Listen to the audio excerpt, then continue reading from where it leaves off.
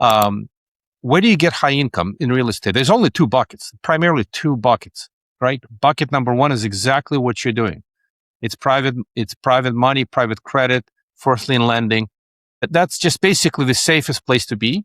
And you get your yields, let's call them from 8 to 12%, right? They could be a little more, a little less, but I'm using that range.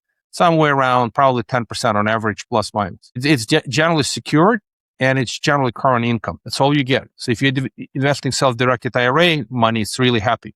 If you're investing cash, it's taxed at the highest tax bracket because it's current income, right? Interest income is taxed at ordinary rates. And then you go traditional real estate, owning real estate.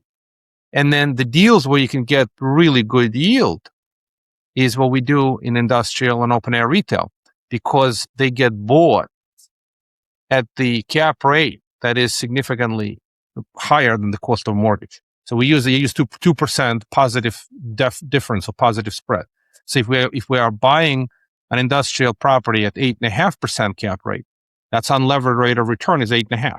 Now you lever it with 6.5% debt or 6.25% debt, you have really strong cash flow. Your cash flow can be often close to the private money, and then you have depreciation shield.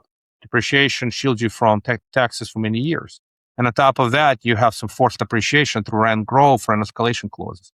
The reason I mention this is, what do you think? I just love to hear, because in my head, private credit is private money is wonderful, but there's something potentially a little better for some folks who can get a little more comfortable with an equity investment. And by the way, the equity investments are very conservatively leveraged, like 65%.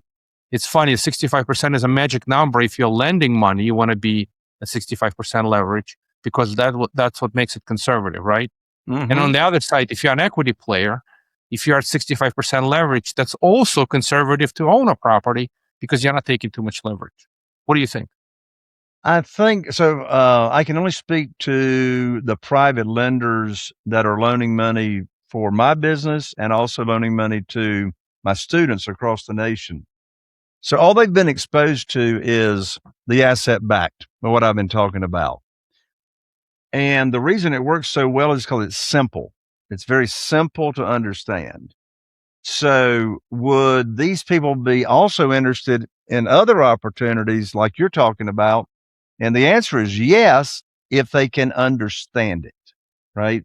If they can understand it and it's presented simple and the trust relationship is there. That's one reason we get so much money so quickly is we establish the relationships first before pitching a particular deal. But that's given, by the way. That is given. No like and trust must exist before you can ever raise a dollar. Without it, you can never get a dollar. That's right. That's right.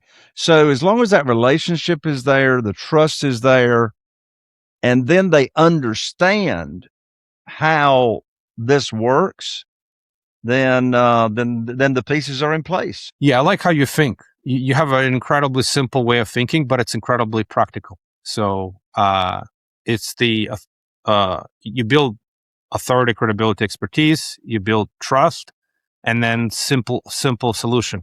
The more complicated it is, the harder it is to understand, and confused mind always says no. Exactly. I was going to say a confused mind never takes action. Well, actually, not doing something is an action. Well, no, it's an automatic no. I mean, it's kind of funny. Most of us in our lives, we learn the power of no, because you have to be saying no way more often than yes. Otherwise, you'd be in a lot of, you would never have enough time around the clock if you keep saying yes to everything, and you would never have enough money if you keep throwing money at everything. That's right. So you gotta be very selective in what you do with your time and what you do with the money. Absolutely.